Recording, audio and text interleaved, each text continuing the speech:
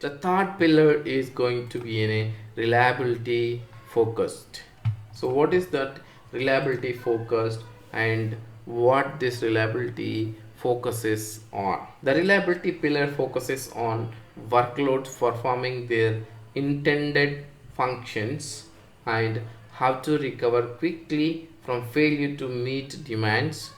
Key topics include distributed system design, recovery planning, and adapting to changing requirements. Example, so how you can use the distributed systems, so where one region failed, other region is up. If you have the multi-region deployment, if one region is failed, still your data is available. So that's the major focus of this reliability on that.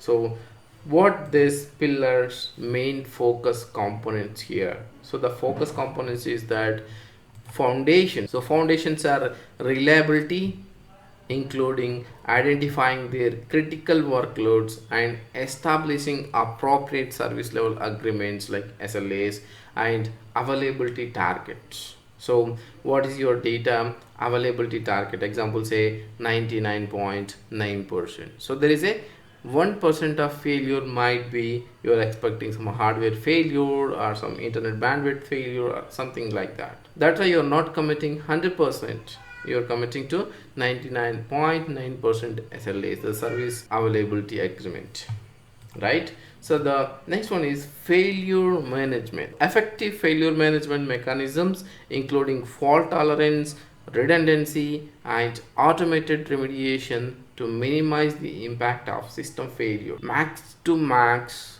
when there is a system failure, there should be automated recovery process. Or you avoiding the failure, you think of that, so there might be a failure, you have a redundant system. So that's the failure management focused. Change management, so any change management process including testing, validation procedure to minimize the risk of service disruption from changes to the system. So if you change it, so once if you don't know what is the patch to be installed, you install all the patches on the server. What happens? So there might be a disruption to the some servers because a compatibility issues. If you do not do a testing or the validation procedures properly, then the change management failed. So that's how the service might have the disruption. So you have a fully controlled procedures, testing and validation procedures to minimize the risk of failure. Performance efficiency is like the optimize their systems and services for performance efficiency, including implementing scalable and elastic architectures that can adjust to changing demands. So example, say the auto scaling performance. The auto scaling will be a good example, that where it automatically expands whenever there is a huge demand, and it automatically scales to the performance to provide the performance efficiency. So the next one is monitoring. The monitoring is of course to be response, the collecting the metrics, logs, and detecting the issues from that, and analyzing the data, and looking for the improvements on that. What is the real-time example? If you take here, if you take an online retailer wants to ensure the reliability of its e-commerce platform during the peak shopping periods. Example, there might be a festival, so most of the people, they wanted to buy something, right?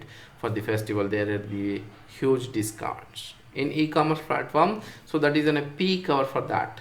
Then so by implementing a scalable and elastic architecture, establishing appropriate SLAs and availability targets, implementing redundancy and fault tolerance mechanisms, and continuously monitoring and analyzing performance data, the retailer can ensure that its platform remains available and perform during the peak demand period. So if the peak demand period is missed, they might miss a lot of sales. So that's why the retailer wanted to have the highly scalable systems, elastic architectures, and establishing the appropriate SLAs, like it should be available 99.9 11 nines. So that's the mechanism they implementing, and in case if something failed, there should be a redundancy and fault tolerance.